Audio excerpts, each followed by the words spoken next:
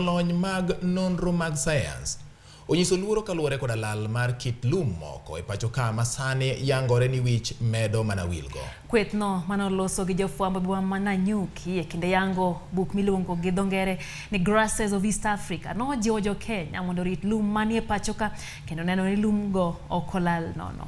Dino Martins ma en ja sayans e gwenge ma Laikipia North owacho ni oro kod ywaruok ma osebedo e kind dhoudi makono omiyo kit lum mathoth mane yudore kono sani lal. Martins oko ni Kenya ne ni kod kit lum 1,000 to nyaka sani moko olal to moko bende ing'ado kitere pinje maoko ka jo Kenya giwegi to dong ma onge kod lum gino ma en mwandu maduong' mokalo ne ochumi mar piny Kenya.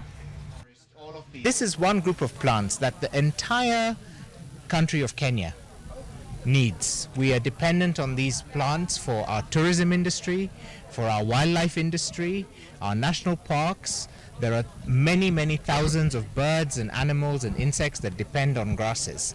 And so today I'm really honored and humbled to be able to share the discoveries of different things about grasses, their natural history, and to get people excited about a group of plants that I know they don't pay a lot of attention to, but without which we would not be able to survive. Some grasses are actually disappearing. Kenya has almost 1,000 species of grass, but there are some which are almost extinct. Meanwhile, grasses are being cultivated in other countries as a crop.